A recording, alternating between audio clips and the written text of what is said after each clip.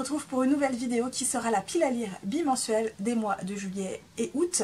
Et oui, ça y est, on est arrivé à la grosse période estivale, aux grosses vacances d'été, où la grosse majorité des gens vont partir en vacances. Et évidemment, eh ben, qui dit été, qui dit lecture estivale, et que pour le coup, j'ai décidé d'être un gros mouton et de faire une pile à lire consacrée à ce que j'appelle moi des lectures doudou, chouchou, qui peuvent être feel good, parce que pour moi ce sont des lectures faciles, que je vais considérer faciles, que je vais considérer facile d'entrer dans le roman, dans les univers dans lesquels je me sens bien, avec des intrigues pas forcément complexes, des intrigues faciles, des livres également qui vont me permettre de passer un bon moment sans prise de tête.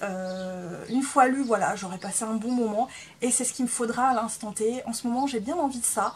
Donc cette grosse pile à lire qui comporte pas moins d'une grosse vingtaine de livres sera consacrée à ce type de livre. Alors je vous rassure, dedans il y a de tout, hein. Il y a du fantastique, il y a de la romance, il y a de la fantaisie, voilà, on reste dans mon univers à moi, hein. Quand je parle de feel good, de doudou, ça peut être voilà, de la fantaisie avec plein d'actions, tant que moi l'univers j'entre facilement dedans, pour moi c'est du feel good, voilà. Bref, avant de commencer, vous voyez, j'ai changé de décor, c'est temporaire, je vous rassure. Là je suis devant ma petite mangathèque dans ma chambre, simplement parce que je ne peux pas me mettre dans le salon actuellement pour deux raisons. La première, c'est que j'ai occulté le Velux avec une matière isolante que j'ai scotché sur le Velux, parce que dernièrement il y a eu de très grosses chaleurs et la pièce la plus fraîche chez moi était ma chambre, même si elle était très chaude. Alors je vous laisse imaginer le salon qui n'était pas dans le noir dans la journée, hein, clairement, puisque le Velux, je pouvais pas cacher le Velux vu que j'ai pas de store, et du coup la chaleur était juste insupportable. Du coup, en attendant de m'acheter un store que je pourrais clipser dessus directement et où j'aurais plus besoin de l'occulter avec du papier, du scotch et tout ce que vous voulez, j'ai donc mis ça, que je ne veux pas retirer parce que j'ai peur qu'il fasse de nouveau très chaud et j'ai pas envie de m'amuser à scotcher, descotcher, scotcher, descotcher. Et la seconde raison, c'est parce que je peux pas me mettre devant ma bibliothèque. Il y a un bordel tellement phénoménal devant ma bibliothèque que c'est juste absolument plus possible. En fait, les bouquins que j'achète depuis quelques mois, je les mets devant ma bibliothèque. Et une fois que le bouquin il est fait, je les laisse là. Je les laisse là, je les range même plus, je prends même plus la peine de les ranger. Ça me déprime et j'en peux plus, voilà, j'en peux plus. Ce qui fait que j'ai commencé à trier ma bibliothèque. J'ai commencé voilà, à trier ce que je veux garder encore, ce que je ne veux plus garder, ce qui m'intéresse encore au niveau, niveau lecture et ce qui me fait plus du tout envie. Donc actuellement, je peux pas me mettre dans le salon et je peux pas me mettre devant la bibliothèque. Donc vous avez la mangathèque en échange, ce qui est pas si mal que ça au final. Et bref, on tergiverse plus et on commence tout de suite. Je commence du coup par ma lecture en cours. Il s'agit du premier tome de la trilogie de Secret défense aimés d'Axel Auclair, publié aux éditions Hugo Poche. Alors ici, on est dans le milieu militaire et on va suivre Sabine qui va être mutée au ministère de la Défense à Paris et elle va être mise sous les ordres d'une petite unité très spéciale qui est très peu connue même dans le milieu militaire, qui sont envoyés faire des missions très spécifiques, qui sont extrêmement sensibles, qui sont extrêmement dangereuses, qui sont extrêmement délicates politiquement, diplomatiquement, socialement. Et donc c'est vraiment une unité extrêmement secrète, hein, qu'il faut garder le secret défense tout en haut là-haut. Et donc Sabine va rencontrer notamment un certain jeune homme qui s'appelle Condor, qui lui ne vit que pour ses missions, c'est une arme de guerre. Et la vie sociale connaît pas lui, hein. Lui les humains, à part les tuer là-bas au bout parce que c'est sa mission, rien à foutre, hein. Voilà, il n'était pas un gars commode. Le problème, c'est qu'il va rencontrer Sabine qui est complètement son opposé et tout d'un coup, ça va le chambouler et sa vie va tourner à 180 degrés. Et pour l'instant, j'en sais pas beaucoup plus puisque j'en suis à 73 pages. Les personnages ne se sont pas encore rencontrés. J'ai un peu de mal avec la plume. Je vous avoue que j'ai un peu de mal avec la plume, mais je me suis rendu compte que la plume, en général française et notamment dans les romances, me donne beaucoup de mal. Je la trouve assez saccadée, la plume française dans les romances. Je trouve ça assez dommage. Mais c'est que mon ressenti personnel. Pour l'instant, je peux pas vous en dire plus que ça, parce que j'en suis qu'à 73 pages. Hein. Qui vivra verra. Je continue par une autre romance feel good. Il s'agit de It's Raining Love d'Emma Green, donc publié ici aux éditions Addictive. Donc vous voyez, les éditions Addictive, c'est toujours des très gros livres, mais en général les marges sont très larges, les pages sont très épaisses, ça se lit tout seul. Là on a vraiment une couverture hyper estivale. Donc ici on va suivre une jeune femme qui s'appelle, je ne sais plus, Pipa, qui va se mettre au vert suite à l'humiliation que son mec lui a fait en la larguant en pleine émission de télé devant tout le monde, devant le public, en direct. Et c'est là qu'elle va rencontrer un jeune homme qui apparemment tient un hôtel, si j'ai bien compris. Et c'est un petit peu la guerre entre eux. Voilà, je crois. Je ne sais pas plus. À voir. Alors je sais que j'avais dit que je voulais des intrigues pas très compliquées, mais là je sais pas, le résumé me fait bien envie, en ce moment j'ai bien envie de lire ça. Le style a l'air un petit peu complexe, mais c'est pas grave, j'ai bien envie de tenter. Il s'agit du premier tome de la saga d'Opération Sabine de Nicolas Texier, ici publié aux éditions du Mouton Électrique. Je crois que c'est un premier tome sur 2 tomes, je crois qu'il n'y a que 2 tomes. Je sais qu'il y a un deuxième tome, mais je ne sais pas si c'est la fin de la saga. Bref, donc ici on est en 1937, on va suivre un jeune enchanteur qui s'appelle Carole McMahel et son domestique qui est Mouad, qui est un ancien Maure. Tous les deux vont être envoyés en mission pour récupérer, enfin exfiltrer un scientifique vénitien qui travaille dans le domaine de l'atome et qui risque un peu de bouleverser l'équilibre des forces en Europe. Sauf que bah évidemment ce ne sont pas les seuls à s'intéresser à cet homme et il y a toute une communauté occulte qui veut absolument le récupérer parce que eux veulent survivre. C'est la communauté, on va dire, des sorciers, des loups-garous, tout ça, j'en sais pas plus, mais j'aime trop ce genre d'ambiance et j'ai bien envie de tenter. Encore une petite romance feel good, je vous l'avais dit qu'on était dans le feel good et dans le pas compliqué pour cette pile à lire bimensuelle. Il s'agit du premier tome de la saga de la petite librairie des cœurs brisés de Annie Darling, donc ici chez Milady. Donc ici on va suivre une jeune femme qui s'appelle Posy, qui travaille dans une petite librairie qui appartient à une dame âgée qui va malheureusement décéder et évidemment elle va léguer sa part ou en tout cas une partie de sa librairie à son petit-fils qui lui évidemment veut vendre la librairie pour gagner de l'argent, hein, clairement, alors que Posy, elle n'est pas du tout d'accord puisqu'elle veut garder la librairie telle qu'elle. Je crois que c'est un peu un enemy to lovers, ça a l'air assez agréable, doudou, chouchou.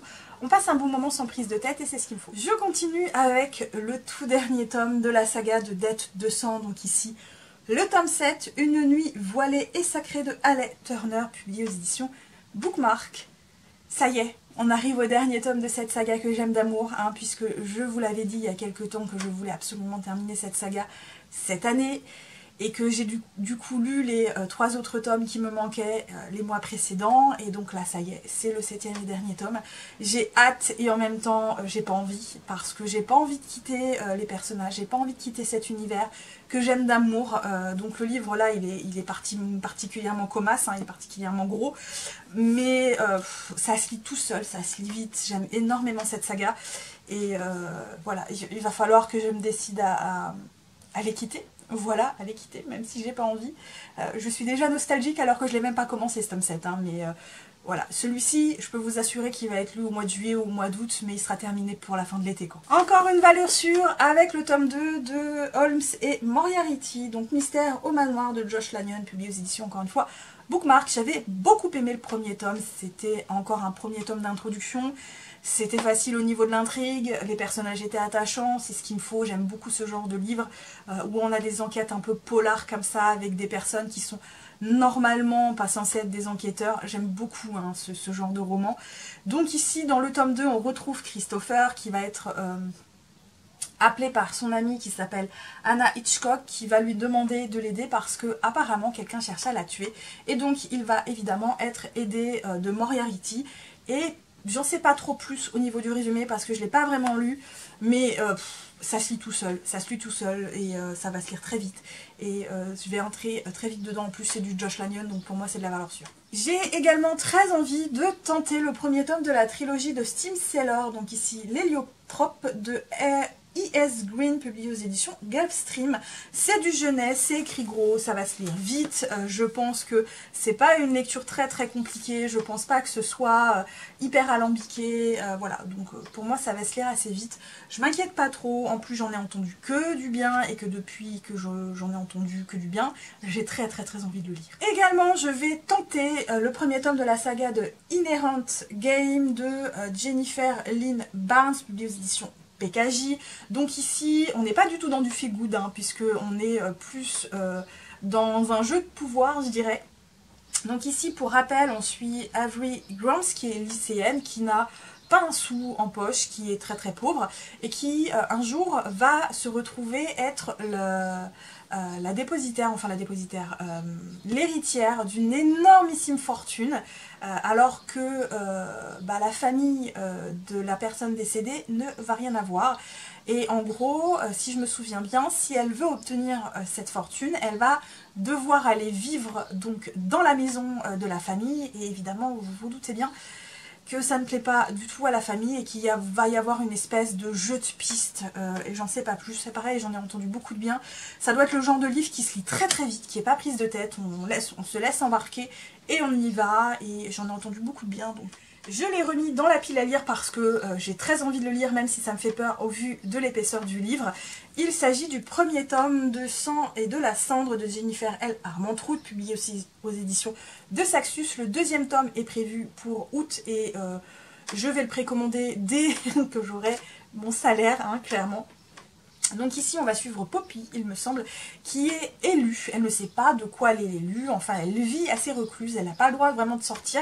Et elle va être mise avec un espèce de garde du corps, si je me souviens bien, qui va un peu lui ouvrir les yeux, et à partir de là son monde va être chamboulé, puisque elle va en apprendre plus sur ce qu'elle est, sur sa destinée, et est-ce qu'elle a vraiment envie ou pas. J'en ai entendu beaucoup de bien, il me fait très envie, même si je vous avoue que ouais, l'épaisseur me fait un peu peur. Et là j'ai pas spécifiquement envie d'attendre le tome 2 pour lire le tome 1, parce que c'est du Jennifer L. Armentrout, en général je suis pas déçue. J'ai été déçue qu'une seule fois vraiment de cette autrice. Donc voilà, pour le moment, il me fait envie, même s'il me fait peur. Évidemment, je me le suis procuré il n'y a pas très longtemps, et il fallait absolument que je le mette dans la pile à lire, parce que c'est du feel good puissance 1000. Il s'agit évidemment du tome 2 des Tribulations d'Esther Parmentier.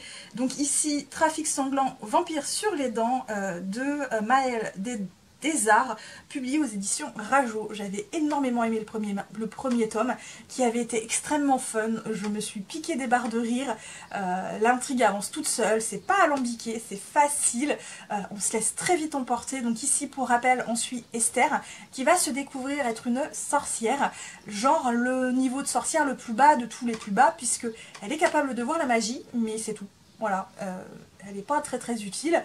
Mais elle va être embauchée en tant que stagiaire dans l'unité spéciale qui s'occupe évidemment des crimes surnaturels, et elle va faire équipe avec un vampire pas très amical. Voilà. Et le premier tome avait été tellement bien. Du coup, le deuxième tome va être tellement bien, j'en suis sûre. Je vais tenter le premier tome de la saga de Driver de K. Bromberg, donc publié ici chez Hugo Roman. J'avais bien aimé sa trilogie sur, je ne sais plus c'est quoi le titre, de K. Bromberg. Et du coup, j'ai bien envie de tenter Driven. Je les avais trouvés les 5 premiers tomes d'occasion. Donc j'avais pris les 5 premiers tomes d'occasion. Et ouais, là j'ai bien envie de tenter. Je peux plus trop vous dire c'est quoi le résumé. Je m'en souviens pas. Voilà, je m'en souviens pas trop. Mais ça me fait bien envie, tout simplement. Je l'avais mis dans la pile à lire de mai et juin. Je le remets dans la pile de juillet et août. Je vais lire, ou en tout cas tenter de lire, le 6e tome de Kate Daniels, donc Montée magique de Ilona Andrews, publié dans leur collection, dans la collection Urban Fantasy des éditions Bookmark. J'ai pas mis le tome 7, mais comptez le tome 7 aussi dedans. Je vais essayer de lire le tome 6 au mois de juillet et le tome 7 au mois d'août, parce que c'est pareil, je voudrais essayer de terminer cette saga cette année, voire tout début d'année prochaine, pour pouvoir lire les spin-offs de cet univers et commencer d'autres sagas de l'auteur, parce que ça fait trop longtemps que j'ai commencé cette saga, que j'aime d'amour pourtant, et que j'ai pas avancé. Donc ici, ils vont se retrouver en Europe pour essayer de trouver un remède qui aide les jeunes métamorphes à passer, on va dire, le cap difficile de l'adolescence, qui les rend la plupart du temps fous et qui les tue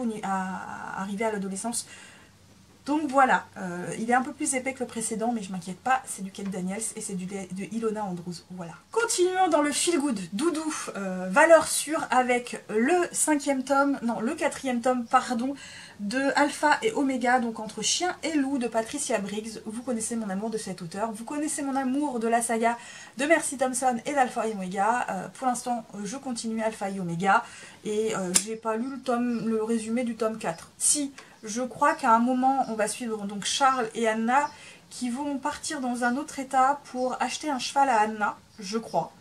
Et il y a un Faye qui va encore foutre sa merde, il me semble. Valeur sûre. Voilà. Patricia Briggs, quoi. J'ai bien envie également de lire ce petit roman. Il s'agit de La fille ninja de Tori Eldridge, publié aux éditions Equinox, dans leur collection Les Arènes. Ici, on va suivre une jeune femme qui est métisse chinoise et américaine, je crois, et qui, suite au viol et au meurtre de sa sœur, a décidé de mener une double vie, donc sa vie tout à fait publique, tout à fait normale, et une vie de femme un peu ninja qui est là pour aider les femmes et les enfants battus à échapper à leur bourreau et à recommencer leur vie à zéro. Ça a l'air d'être hyper péchu, ça a l'air d'être... Voilà, et j'ai bien envie. Je vais essayer également de lire un petit peu un graphique, donc là j'ai les tomes 1 et 2, mais comptez le tome 3 dedans. Il s'agit du livre des sorcières d'Ebishi Maki, publié aux éditions Glénat. Donc ici, pour rappel, on est, on va dire, à l'époque du Moyen-Âge, je dirais, ouais, à peu près, à l'époque de l'obscurantisme, au moment où il y a eu vraiment cette chasse aux sorcières. Donc on va suivre un médecin qui va être envoyé dans un village de campagne de tutelle afin d'imposer un tumulte causé par l'apparition d'un loup-garou. Voilà, je n'en sais pas plus, mais... voilà, déjà rien que les couves, moi je sais pas, mais il me fait bien envie. En plus, c'est en 3 tomes, ça va se lire tout seul, ça va se lire vite, ça va pas être bien compliqué. Voilà, alors celui-ci, je vais carrément essayer de lire la trilogie complète au mois de juillet, donc à voir. Je vais essayer de continuer la saga de Famous Love, donc ici le tome 2, donc Zane, de Rachel Van Dicken, publié aux éditions Milady. Donc ici, dans le tome 2, on va suivre un jeune chanteur de rock qui s'appelle Andrew, qui apparemment souffre d'anxiété, il a des crises de panique si je me souviens bien, et il va rencontrer une jeune femme timide et sensible, je crois. J'en sais pas trop plus, mais bon, je connais cette autrice, en général je sais à quoi m'attendre. Il y a un côté cuculapraline qui finit souvent par m'exaspérer, mais en même temps j'aime bien. En même temps j'aime bien, voilà, j'y trouve des défauts, mais c'est pas mal quand même, donc voilà, ça va être lu assez vite celui-là. Et je termine par le premier tome de Anna Green Gables de Lucy Maud Montgomery, donc dans cette édition tellement jolie. Voilà, regardez-moi cette petite édition trop belle. Donc pour rappel, ici on va suivre Anne, qui est une petite orpheline, qui va être adoptée par un frère et une sœur qui ont une ferme, qui s'attendaient plus à avoir un garçon, et qui finalement vont s'attacher à la jeune Anne, qui vit un peu dans un monde de rêve. C'est une jeune fille qui est hyper rêveuse, et moi qui ai vu la série, qui j'ai beaucoup aimé la série, enfin qui ai vu, j'ai pas encore tout regardé, mais j'aime beaucoup la série, et voilà, je suis très intriguée par ce roman, et si c'est du même acabit que la série, je vais passer un super bon moment, je pense. Et voilà, j'en ai du coup terminé pour cette pile à lire assez conséquente, voilà, mais au moins ça vous donne un petit aperçu de ce qui me fait bien envie en ce moment. Ça ne sort pas trop de ma zone de confort, et je vous avoue que là actuellement j'ai pas spécifiquement envie de sortir de ma zone de confort. Donc voilà, en tout cas j'espère que cette vidéo vous a plu, hein. Si vous avez lu certains des romans, n'hésitez pas à me dire si vous les avez aimés ou non, ce que vous avez aimé ou pas aimé. Si ça vous dit une lecture commune, n'hésitez pas non plus à me le dire. J'espère en tout cas que cette vidéo vous a plu. N'hésitez pas à la partager autour de vous. N'hésitez pas à me suivre sur d'autres réseaux sociaux, uniquement sur Instagram, même si actuellement je n'y suis pas trop, on est d'accord, mais je souffre d'une flémagite absolument aiguë, hein, les gars, voilà, c'est une flemme totale. Bref, n'hésitez pas en tout cas à me suivre sur Instagram si l'envie vous en vient, à vous abonner également sur cette chaîne si l'envie vous en vient aussi. Moi, comme toujours, je vais vous souhaiter de très bonnes lectures, à très bientôt pour une nouvelle vidéo, et surtout, comme toujours, prenez bien soin de vous. Bye bye.